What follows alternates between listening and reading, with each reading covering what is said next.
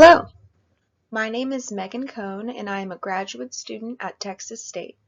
I'm about to get an interdisciplinary studies degree focused on organizations, the workforce, and leadership. The following presentation applies complexity theory and human systems theory to popular media for my class, Human Systems in the Workplace. The film I've selected to apply complexity theory and human systems theory to is Spencer by Pablo Larraín. Spencer is a melodramatic, artistic take on Princess Diana's life when she was dealing with the affair of her husband, Prince Charles, while remaining part of the British royal family to appease order. The royal family and Princess Diana exemplify classic traits from complexity science and systems theory. I will use the messages from the film to discuss complex adaptive systems and complex responsive processes. The reason I selected this film is because the British monarchy represents a traditional hierarchy. It's arguably what we base a lot of our societal structures are even now in America. America itself is an adaptation of British systems of governance. In this way, America is a sort of complex adaptive system. The colonies had to overrule the British king to stop it from destroying the organization of the New World. Princess Diana had to find ways to adapt to her organization, the royal family. Hierarchies represent control, and they are supposed to symbolize safety. However, the traditional hierarchy of a government body has its flaws. The people within the governmental body can often be powerless, and very few get true influence on the decisions made for entire countries. By true influence, I mean power. The film starts with Princess Diana in obvious distress over the news of her husband's affair. She seems to have just received this information right before the Christmas holiday begins, an extremely important series of events for the royal family. She must keep her composure and appear loyal to the crown for the time being. She has her children to consider, and leaving the royal family isn't a simple task. Her restricted life, on top of her failed marriage, takes a toll on her mental health. Her freedom of autonomy is reduced to almost nothing. The castle has rules, such as keeping the rooms a cold temperature, a tradition instated by Prince Albert in 1847. Princess Diana is forbidden from changing this tradition, despite her children complaining about the cold. Another tradition is that the royal family must open Christmas presents on Christmas Eve instead of Christmas Day, like everyone else. This sort of creates an alienating effect from the rest of the public. One last tradition I'll mention is nobody starts eating dinner until the Queen starts. The film depicts Princess Diana virtually isolated most of the time, or with castle staff. The staff hears everything, and gossip is common. She is constantly observed by the public, and there's a lot of pressure on image. She struggles with an eating disorder throughout the film. The castle staff is instructed by the Queen to sew Princess Diana's curtains shut so that paparazzi won't capture images of her changing. Princess Diana rips the curtains open and rebels in any way she can through subtle choices, like wearing the incorrect assigned clothing to the Christmas events. Princess Diana has a final conversation with her husband Prince Charles, who tells her that she must have two lives, the person who she really is and the person that is depicted in the press. He assumed she knew this arrangement and the risk. She eventually finds the courage to take her sons and leave the royal family for good on Boxing Day, a hunting holiday after Christmas. Princess Diana hated this holiday's traditions and knew her sons didn't want to participate in it either. She goes to them and demands for her sons to come with her. Prince Charles agrees. They escape the castle and go to KFC.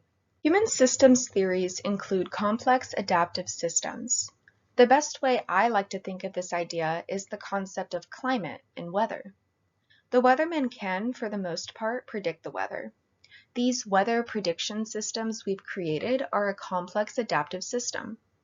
It's a way to make the unpredictable more predictable. Complex adaptive systems theory analyzes the patterns occurring in society according to rules or an algorithm. It considers that none of the agents within the system have complete control.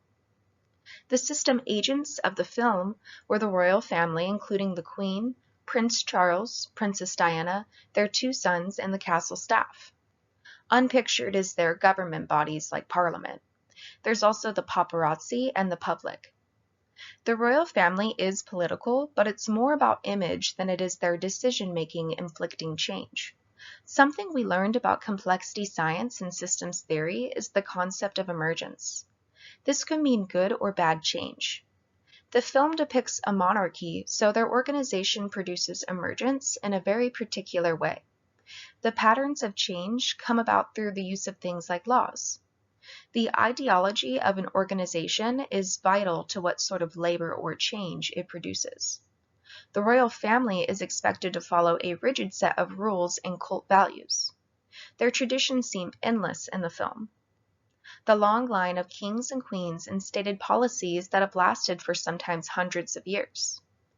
They have crafted the structure and strategy people follow in the future. The evolution of change is extremely slow under a monarchy. There is an assumption that the monarchy provides protection for society, so this is enough of a reason for the public to accept the structure. This could be compared to a business organization that relies on traditional hierarchy or high turnover as a false equilibrium. Usually, once someone gets high enough at a company, their chances of getting fired diminish. The people who normally get fired are the replaceable new hires. This is unsustainable. The British monarchy has made adaptations to the roles of the royal family, and their power has significantly been reduced. This is perhaps a step in the right direction, but it still leaves people like Princess Diana in vulnerable situations. Diana also felt the need to break the rules in royal protocol. More change is obviously needed in the British governance system on a deeper level.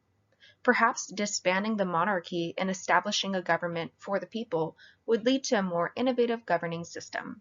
Now, with complex responsive processes, the focus is more centered on the specific local interactions occurring to describe human behavior and patterns.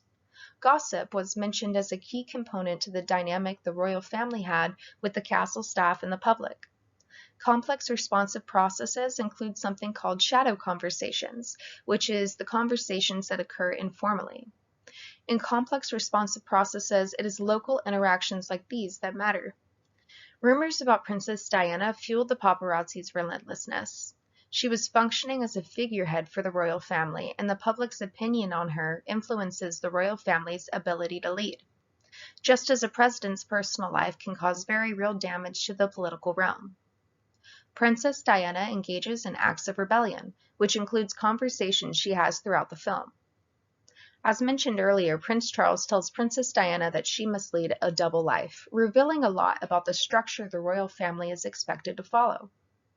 Another thing Princess Diana does is give her two sons secret Christmas presents that they can open on Christmas Day, like everyone else, instead of keeping to the tradition of doing it on Christmas Eve.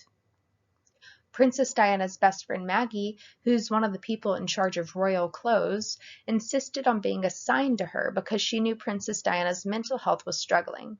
This arrangement was taken away from them both, seemingly as a punishment from the Queen for any sort of rebellion Princess Diana displayed. Her husband, Prince Charles, claimed it was because she wouldn't close her curtains.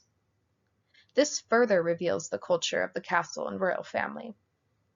According to Stacy and Mouse, agents imposing conflicting restraints, like the Queen's punishment for Princess Diana, or the refusal to operate on the edge of chaos, inhibits evolution from occurring. Princess Diana having any autonomy is basically a threat to order, according to this monarchy system. It's a system that denies change and relies on absolute power. The royal family's significance is bound to diminish. Princess Diana claims in the film that royal titles get shorter over time and people become forgotten. It seems the aim of the royal family is to slow down this process through strict procedure that has kept the public's favor for the time being. They are focused on the short-term success of their organization and political presence. Princess Diana states in the film, "Here there is only one tense. There is no future. The past and present are the same thing." Analyzing this film through the lens of complexity theory, systems theory, complex adaptive systems, and complex responsive processes was interesting because of the genre and message of the film. These theories and concepts all try to get to the root of human behavior, much like this director depicted Princess Diana overcoming obstacles in a very humanistic way, revealing her emotions in her most vulnerable time in her life. It was a psychological thriller combined with a fantastical biopic, which allowed for deep analysis on the human mind when enthralled in a toxic environment. It is evident that a rigid system like a monarchy is bound to have its problems. Autonomy is important for an organization's innovativeness. The strict rules and traditions prevent change processes from occurring. Princess Diana's rebellion was some of the only behavior in the film that facilitated change and evolution. This flawed change process uncovers the ways in which the monarchy and royal family could benefit from changing the rigid structures and policies they are forced to follow. Analyzing patterns in human behavior to explain systems and how organizations work helps us understand the complex inner workings of humans in general. Observation of this film through the lens of complexity and systems theory guided a discussion regarding governance. The monarchy is a system that is slow to evolve and restricts the freedoms of its royal family for the sake of political image, power, and tradition. Companies and businesses function in similar ways sometimes. A governing body is much like a company that has management, shareholders, and CEOs. The castle and royal family had cult values that they had to follow, along with rigid rules or traditions that reinforced power hierarchies. The alienating effect this sort of atmosphere creates demonstrates the mediocre attitudes many organizations can have. The point of organizations, governing bodies, family units, etc., is to provide a source of community to meet everyone's needs. If this isn't occurring, perhaps the organization has lost sight of what it truly is meant to do for society. Then we can live in a world where there are less victims to power and politics like Princess Diana.